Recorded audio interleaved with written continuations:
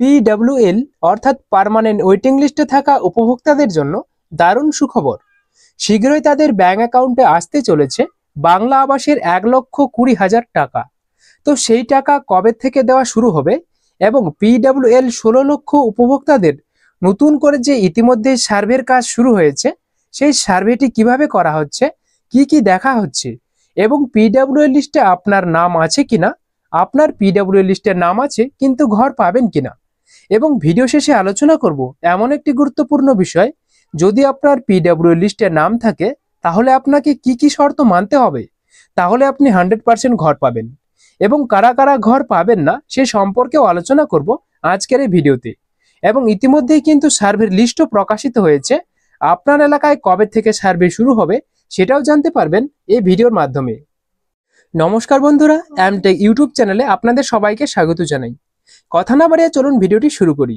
তো তার আগে বন্ধুরা একটা ছোট্ট রিকোয়েস্ট, যদি ভিডিওটি ভালো লাগে অবশ্যই একটি লাইক করে দেবেন এবং নতুন দর্শকদের অনুরোধ করব চ্যানেলটিকে সাবস্ক্রাইব করার জন্য এবং পাশে থাকা নোটিফিকেশন বাটনটি অল করে রাখবেন এরকম গুরুত্বপূর্ণ ভিডিও সবার আগে পাওয়ার জন্য, এবং সাথে আপনার বন্ধু বান্ধবদের অবশ্যই কিন্তু ভিডিওটি শেয়ার করবেন।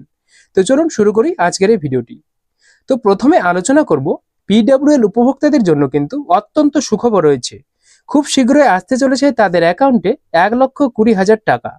তো সেই টাকা কিন্তু মাননীয় মুখ্যমন্ত্রী মমতা বন্দ্যোপাধ্যায় ডিসেম্বর মাসে দেওয়ার কিন্তু পরিকল্পনা করেছেন, এবং সেই ঘোষণাও কিন্তু তিনি বারবার বিভিন্ন পরিষেবা প্রদান অনুষ্ঠানে প্রকাশও করেছেন। আপনারা সেটা ভালোভাবেই জানেন, তো একটু শুনুন কি বলেছেন। বাংলার বাড়ি প্রকল্প বন্ধ করে দিয়েছে কেন্দ্রীয় সরকার, আবাসন প্রকল্প 3-4 বছর ধরে। মনে রাখবেন 12 লক্ষ বাড়ি, কিন্তু আমরা 45 লক্ষ মাটির বাড়ি পাকা করে দিয়েছি ইতিমধ্যে প্রায় আগে, আর এবছরে করে শুনুন 12 লক্ষ মাটির বাড়ি পাকা করার জন্য আমরা আবাসন যোজনা দিয়ে দেওয়া হয়ে গেছে। তাছাড়াও অনেক ডিসেম্বর মাসে তাদের আরো 16 লক্ষ যাদের মাটির বাড়ি ভেঙে গেছে, মাটির বাড়ি আছে আরো 16 লক্ষ মানুষের কাছে। ডিসেম্বর মাসে প্রথম কিস্তি পাবেন 100 দিনের কাজ, এবং মে মাসে সেকেন্ড কিস্তি পাবেন, অর্থাৎ 28 লক্ষ বাড়ি আমরা পশ্চিমবঙ্গ সরকার থেকে বাংলার বাড়ি তৈরি করে দিচ্ছি। ইতিমধ্যেই 12 লক্ষ যাদের বাকি থাকবে তারাও চিন্তা করবেন না, এই 28 লক্ষ হয়ে যাওয়ার পরে ডিসেম্বর মাসে আবার সার্ভে করে আমরা বাকিটাও 2-3 বছরের মধ্যে হয়ে দেব। আর আরো 16 লক্ষ আপনারা জানেন, যেমন আমরা আবাসের টাকা কেন্দ্রীয় সরকার দেয় না, 28 লক্ষ জেনুইন কেস আমাদের টাকা অন্য রাজ্যকে দিচ্ছে। 12 লক্ষ দিয়েছি, অন্য রাজ্যকে টাকা দিতে আমার আপত্তি নেই, কিন্তু আমাদের টাকা থেকে আমাদের টাকা তুলে নিয়ে গিয়ে 16 লক্ষ বাকি আছে, আমাদের ভাগ কেন দেবে না? এটা বাংলাকে বঞ্চনা, এটা আমরা মানছি না। তাদের জন্য তো সেই পিডব্লিউএল লিস্টে থাকা 16 লক্ষ উপভোক্তাদের জন্য ইতিমধ্যে কিন্তু বিভিন্ন জেলায় সার্ভেও শুরু হয়ে গেছে এবং সুপার চেকিংও শুরু হয়ে গেছে। তো সেই সার্ভেটি কেন করা হচ্ছে এবং সেই সঙ্গে জানাবো সেই সার্ভেতে কি কি বিষয় দেখা হচ্ছে, যেটা অত্যন্ত গুরুত্বপূর্ণ। তো মাননীয় মুখ্যমন্ত্রী মমতা বন্দ্যোপাধ্যায় রাজ্যের সমস্ত গরিব মানুষদের জন্য মাথার উপর ছাদ করে দিতেই কিন্তু এই উদ্যোগ নিয়েছেন, যে উদ্যোগের নাম দিয়েছেন বাংলার বাড়ি বা বাংলা আবাস যোজনা। জেনে রাখা ভালো, এই বাংলা আবাসের টাকাটি কিন্তু কেন্দ্র সরকারের পক্ষ থেকে দেওয়া হতো রাজ্য সরকারকে, যার নাম ছিল প্রধানমন্ত্রী আবাস যোজনা। কিন্তু বিভিন্ন রাজনৈতিক দুর্নীতির কারণে কেন্দ্র সরকার সেই টাকাটি দেওয়া বন্ধ করে দেয় রাজ্য সরকারকে।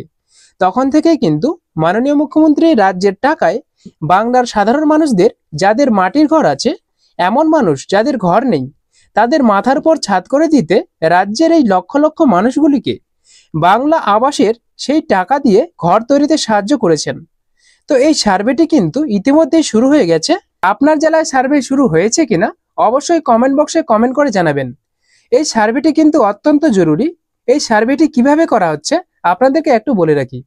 এই সার্ভে টিম কিন্তু পঞ্চায়েত এবং ব্লক লেভেলের অফিসাররা আপনার বাড়িতে আসবেন, আপনার বাড়ির অবস্থা দেখবেন, এবং আপনার সত্যি যদি বাড়ির প্রয়োজন হয় তাহলে আপনার নাম সিলেক্ট করে স্যাংশন করে দেবেন, এবং এরপরে কিন্তু আপনার নাম পিডব্লিউএল থেকে স্যাংশন লিস্টে উঠবে, অর্থাৎ ফাইনাল লিস্টে উঠবে। তারপরেই কিন্তু সেই লিস্ট ধরে উপভোক্তাদের টাকা দেওয়া হবে। এই সার্ভেটি করার কারণ হচ্ছে আপনার টাকা যাতে নয় না হয়, প্রত্যেক যোগ্য উপভোক্তাই যাতে সেই টাকা পায়, তার জন্যই কিন্তু এই সার্ভেটি করা হচ্ছে বা সুপার চেকিংটি করা হচ্ছে। এবারে আসবো আপনার নাম পিডব্লিউএল লিস্টে আছে কিনা হয়তো অনেকেই জানেন না। যদি আপনার জানা থাকে এবং সেই লিস্টে থাকা রেজিস্ট্রেশন আইডিটি জানা থাকে, তাহলে আপনি নিজেই জানতে পারবেন আপনি ঘর পাবেন কিনা। তো বন্ধুরা, আপনার নাম পিডব্লিউ লিস্টে আছে কিনা যদি জানতে চান বা দেখতে চান, তাহলে ডেসক্রিপশন বক্সে একটি ভিডিও লিংক দিয়ে রাখবো। সেখানে ক্লিক করে কিন্তু আপনি সেই ছোট্ট ভিডিওটি দেখে নিতে পারেন এবং সেখানে খুব সহজে আলোচনা করা হয়েছে কিভাবে আপনি আপনার মোবাইলের মাধ্যমেই সেটি দেখতে পারবেন। না হলে কিন্তু আপনি এ বিষয়ে কমেন্ট করলেও আমি সেই লিঙ্কটি পাঠিয়ে দেব। এবং অবশেষে আলোচনা করব সেই গুরুত্বপূর্ণ বিষয়টি যে আপনি ঘর পাবেন কিনা, অর্থাৎ কারা কারা ঘর পাবে আর কারা কারা ঘর পাবেন না। তো পশ্চিমবঙ্গের পঞ্চায়েত দপ্তরের এসওপি অনুযায়ী যে 16 লক্ষ উপভোক্তাকে এবারে ডিসেম্বরে ঘর দেওয়া হবে, তাদের কিন্তু প্রথমে ঝাড়াই বাছাই করা হবে। অর্থাৎ পিডব্লিউএল থেকে যে 16 লক্ষ উপভোক্তা রয়েছে তারা সবাই কিন্তু ঘর পাবেন না। এদের মধ্যে অনেক উপভোক্তা রয়েছে যারা আপডেট হয়েছেন, অর্থাৎ আগে কিন্তু তাদের কিছুই ছিল না, এখন বর্তমানে সবকিছুই রয়েছে। জমি কিনেছেন, বাড়ি করেছেন, গাড়ি রয়েছে। তো এমন উপভোক্তাদের নাম কিন্তু পিডব্লিউ লিস্ট থেকে বাদ যাবে, তাদের কিন্তু আর ঘর দেওয়া হবে না। অর্থাৎ মোট কথা একমাত্র যোগ্য উপভোক্তারাই এবার এই আবাসের ঘরের টাকা পাবেন।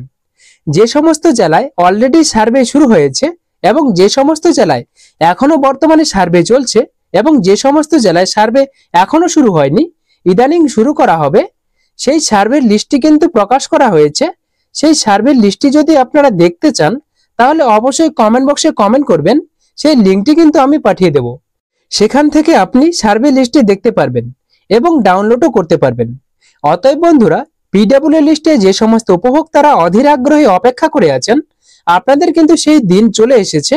আপনাদের শীঘ্রই ঘরের টাকা দেওয়া শুরু হবে। আর কয়েক মাস অপেক্ষা করুন, অবশ্যই টাকা পাবেন। বাংলা আবাস যোজনা সম্পর্কে যদি কোনো প্রশ্ন কিংবা সমস্যা থেকে থাকে, অবশ্যই কমেন্ট বক্সে কমেন্ট করে জানাতে পারেন, রিপ্লাই দেওয়ার অবশ্যই চেষ্টা করব। তো আজকের এই ছোট্ট আপডেটটুকু আপনাদের কেমন লাগলো? যদি ভালো লাগে অবশ্যই ভিডিওটিতে একটি লাইক করে দেবেন এবং চ্যানেলে নতুন দর্শক হয়ে থাকলে চ্যানেলটিকে সাবস্ক্রাইব করে রাখবেন এবং আপনার বন্ধু বান্ধবদের অবশ্যই শেয়ার করবেন। ভিডিওটি শেষ পর্যন্ত দেখার জন্য আপনাকে অসংখ্য ধন্যবাদ। ভালো থাকবেন।